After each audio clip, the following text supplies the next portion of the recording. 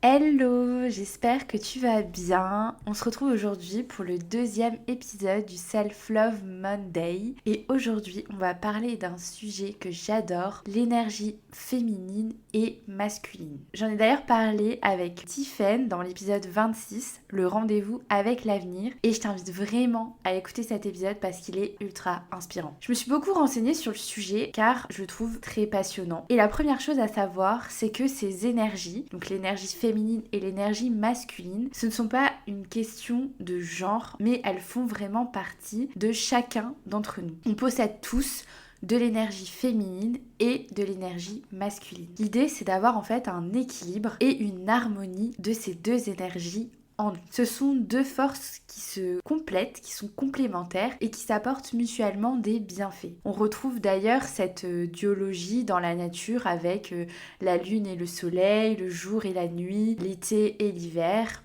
etc. Tu connais sûrement le célèbre symbole noir et blanc qui représente le yin et le yang. En fait, ce symbole, il vient de la culture taoïste. C'est une philosophie chinoise qui est millénaire et qui parle d'équilibre, de complémentarité et de forces opposées mais indissociables. Donc le cercle de ce symbole, il représente l'univers, l'harmonie de tout ce qui est. Et à l'intérieur, on retrouve donc deux formes qui s'épousent et se marient parfaitement. L'une noire qui représente le yin et l'autre blanche qui représente le yang. Donc le yin, c'est l'énergie féminine, celle qui représente l'obscurité, non pas dans un sens négatif, mais comme un espace de profondeur, de sagesse, de silence. Le yin, c'est la lune, c'est l'intuition, le froid, la lenteur, les émotions. C'est ce mouvement intérieur qui nous invite à ressentir, à accueillir et à écouter. À l'opposé, il y a le yang qui incarne l'énergie masculine. C'est la lumière, l'action, la chaleur, le soleil, le mouvement, la performance. Le yang, c'est ce qui pousse vers l'extérieur, ce qui fait, ce qui avance, ce qui agit. Aujourd'hui, et malheureusement, notre société actuelle met en lumière, met en avant l'énergie masculine et empêche la plupart des femmes et des hommes à incarner leur énergie féminine. Pourtant, elle a un rôle essentiel dans notre bien-être, notre équilibre de vie et nos relations. On a souvent été conditionné à valoriser cette énergie yang, celle de la productivité, du faire, du toujours plus, mais aujourd'hui, le but de cet épisode, c'est vraiment de vous inviter à prendre un moment pour revenir à l'intérieur, pour se reconnecter à cette part féminine en toi. Alors comment on incarne cette énergie féminine ? Comment on l'honore, comment on l'écoute, comment on la fait rayonner dans nos vies. En fait, quand on parle d'incarner son énergie féminine, on parle de qualités que notre société ne met pas toujours en avant. Et pourtant, elles sont vraiment essentielles à notre équilibre. On retrouve d'abord la douceur, qui est souvent perçue à tort comme une faiblesse. Être doux ou douce, c'est pas de la fragilité. C'est avoir la capacité de faire face aux épreuves avec bienveillance, avec tolérance. C'est une façon d'apaiser plus que de brusquer. On retrouve aussi l'intuition, cette petite voix intérieure qu'on a trop souvent tendance à ignorer. L'intuition, c'est cette capacité à ressentir au-delà du mental, à percevoir ce qui est juste pour nous sans forcément pouvoir l'expliquer. Et en la développant, on devient beaucoup plus aligné, plus connecté à soi. En anglais, c'est ce qu'ils appellent le gut feeling. C'est ce sentiment intérieur qui ne trompe pas, qui vient des tripes. Quand le corps sait avant même que notre esprit s'en rende compte. Il y a également la compassion. Donc c'est celle qui nous ouvre aux autres, qui nous permet de comprendre, de ressentir, de créer des liens sincères. On peut aussi l'associer à l'empathie. Et dans un monde qui est parfois dur et rapide, la compassion, ça soigne et ça réunit. L'énergie féminine est également représentée par la créativité, qui est aussi une expression directe du côté féminin. Pas seulement artistique, même si c'est souvent par là qu'elle se manifeste, mais aussi dans notre façon de penser, d'imaginer, de résoudre dans les défis du quotidien. On retrouve aussi la réceptivité, donc c'est l'art d'écouter, de recevoir, de ne pas toujours être dans l'action. C'est contre-intuitif dans cette société où tout nous pousse à faire, à produire, mais être réceptif, c'est une immense force. C'est ce qui permet de se transformer réellement en profondeur. Enfin, on retrouve aussi la patience, c'est une qualité qui est très précieuse et qui nous rappelle que tout a un temps, que certaines choses elles nécessitent de la lenteur, de l'observation, du silence, que la vie c'est pas une course sans fin et qu'on n'est pas toujours obligé d'être à fond à 100 à l'heure. Et donc toutes ces qualités, ces représentations de l'énergie féminine, on peut les cultiver au quotidien. Prendre le temps, ralentir, créer, ressentir, un peu sortir du mode faire pour revenir au mode être. Donc l'idée c'est de se reconnecter à la nature, d'observer les cycles, les saisons, d'écouter son corps, de développer des relations plus vraies, plus profondes et surtout de s'autoriser à être plus vulnérable, à ressentir et à accueillir toutes les parts de soi, que ce soit de l'ombre ou de la lumière. Parce qu'en fait, en réalité, incarner son énergie féminine, c'est ça, c'est apprendre à vivre en accord avec ce qu'on ressent profondément, avec ce qu'on est, sans chercher à coller à ce qu'on attend de nous. Et c'est en équilibrant cette énergie avec notre part masculine, parce qu'on a toute une part d'énergie masculine en nous. Et en fait, cette part d'énergie masculine, c'est celle qui agit, qui structure, qui protège. Et en fait, c'est en équilibrant nos deux énergies qu'on va trouver l'harmonie et l'équilibre. L'une n'a pas à dominer l'autre, elles coexistent, se complètent et s'équilibrent entre elles. Alors aujourd'hui, je t'invite vraiment à faire de la place à ton énergie féminine, à l'écouter et à lui permettre de s'exprimer. Parce qu'en fait, c'est en retrouvant cet équilibre intérieur qu'on peut créer une vie beaucoup plus apaisée, plus alignée et plus profonde. Pour t'aider à incarner ton énergie féminine, j'ai préparé une liste de choses concrètes à mettre en place dans ton quotidien. Tout d'abord, le fait de prendre du temps pour soi et de ralentir. Comme on l'a dit, l'énergie féminine, c'est le fait de savoir faire des pauses. Et donc pour cela, je t'invite à, si tu en ressens le besoin, faire des siestes, méditer, te balader dans la nature. Bien évidemment, si tu n'es pas quelqu'un qui aime méditer par exemple, je ne t'invite pas à le faire. Personnellement, moi, c'est quelque chose dont j'ai encore du mal. Et ça m'arrive d'en faire lors de mes séances de yoga. Mais sinon, dans ma vie quotidienne, je ne médite jamais. Et c'est vrai que c'est quelque chose qui, parfois même, fait ressortir certaines de mes angoisses. Donc, je préfère éviter. Par contre, me balader dans la nature, ça a un effet vraiment apaisant pour moi. Ça me permet vraiment de ralentir et de prendre du temps. Et du coup, ça, c'est quelque chose qui me fait du bien. Et je sais que ça correspond à ce que j'ai besoin et ce qui me convient à moi. Ensuite, je t'invite aussi à t'écouter en tenant par exemple un journal intime et en écrivant tes ressentis, tes émotions. Moi je sais que c'est quelque chose que j'aime beaucoup faire, c'est écrire, surtout quand je sens que je suis dans une période où ça ne va pas vraiment, où j'ai beaucoup de pensées dans ma tête qui m'envahissent et du coup pour un peu me sentir mieux et me libérer de toutes ces émotions, de toutes ces pensées un peu négatives et omniprésentes, je sais que j'aime bien ouvrir mon téléphone, de mes notes, écrire ou alors prendre mon carnet et écrire un peu tout ce que je ressens à ce moment-là pour me vider un peu la tête et ça m'aide vraiment à m'écouter et à me libérer de ces émotions. Ensuite, il y a aussi le côté donc, créatif. Et donc, je t'invite vraiment à stimuler ta créativité. Donc, ça peut se traduire par faire de la peinture, à danser, chanter, à cuisiner. Enfin voilà, toutes ces formes de créativité sont possibles et je t'invite vraiment à trouver celle qui te correspond le plus, encore une fois. Moi, personnellement, je sais que déjà, ce que je fais, le podcast, etc., c'est vraiment ma créativité. C'est écrire et rédiger des articles. Ça, j'aime énormément.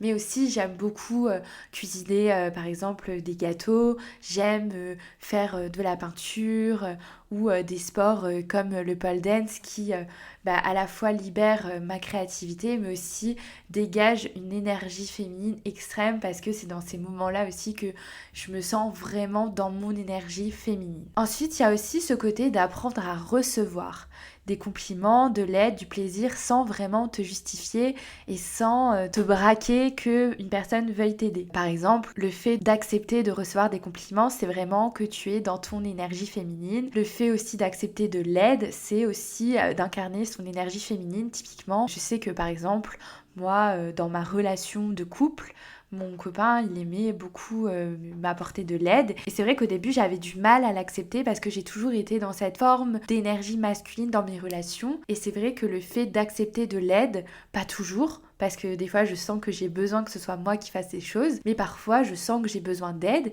Et du coup, ça, c'est aussi accepter que l'autre puisse t'aider et que du coup tu incarnes encore une fois ton énergie féminine. Ensuite, l'énergie féminine, elle est représentée par l'intuition. Donc ce que tu peux faire, c'est de renforcer ton intuition en prenant par exemple des décisions à partir de tes ressentis plutôt que de ta logique pure. C'est écouter ton corps et ses réactions. Typiquement, dernièrement, j'ai vécu une situation où mon intuition m'envoyait que des warnings, des signes rouges, des alertes. Ça pouvait venir dans mon corps, donc dans mon ressenti, mais aussi par mes rêves où je me disais, je sentais que ce qui allait arriver n'était pas forcément aligné avec ce que j'avais envie et que j'allais un peu à contre-courant de ce que mon corps voudrait que je fasse. Et au final, il s'est avéré que cette situation a été très compliquée et a été vraiment assez bouleversante. Et ça s'est fini que l'intuition que j'avais eue s'était avérée vraie. Et du coup, j'ai vécu une situation que j'aurais pu éviter si j'avais vraiment écouté mon instinct dès le départ. Ensuite,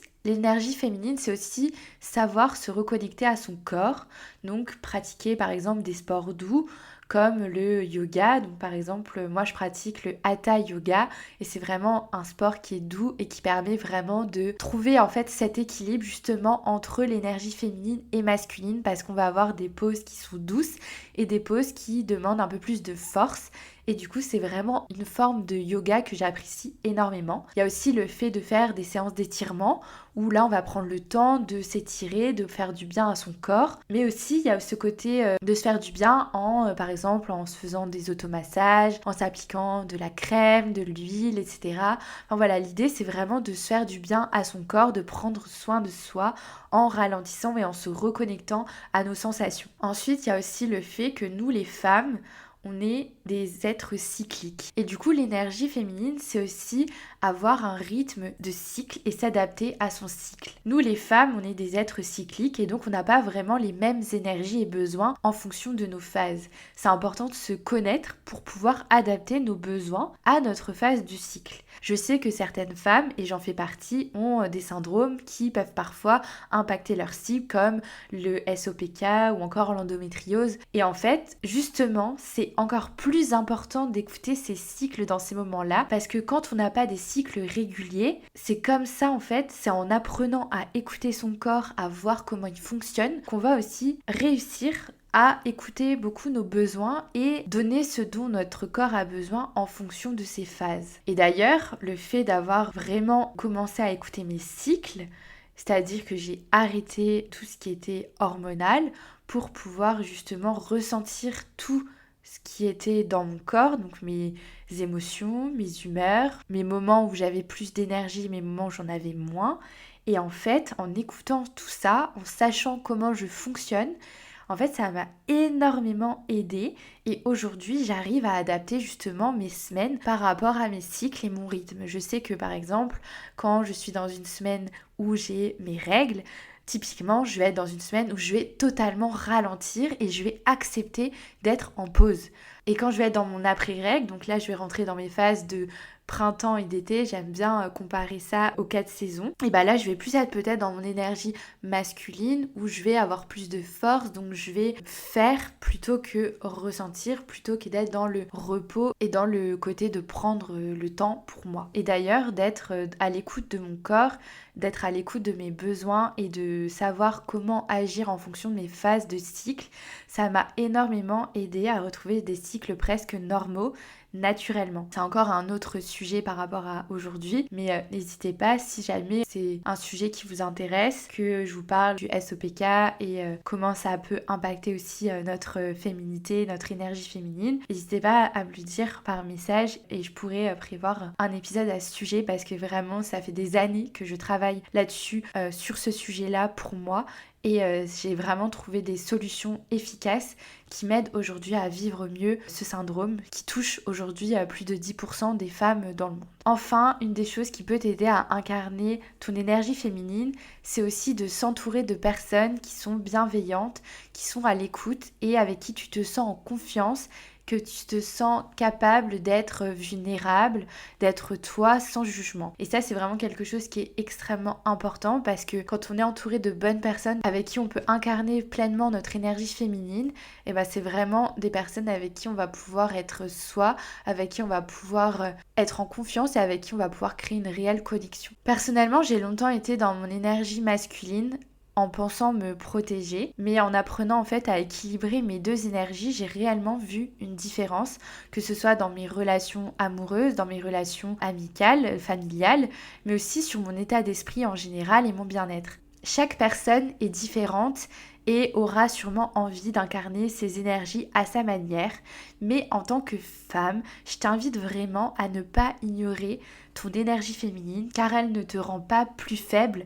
Au contraire, c'est ta force, c'est ton pouvoir, c'est ta puissance. Alors aujourd'hui, cet épisode, il est vraiment fait pour que tu te poses, que tu réfléchisses, que tu analyses certains moments de ta vie, certains comportements, certaines phases de tes semaines, de tes journées où tu sens que tu ne te sens pas bien, où tu sens que tu n'es pas aligné avec ce que tu as envie, ce que tu as besoin. Parce que oui, si tu as un déséquilibre entre tes deux énergies, c'est là où tu vas pouvoir ressentir beaucoup plus de stress, d'anxiété, de phases aussi de dépression, de mal-être, etc.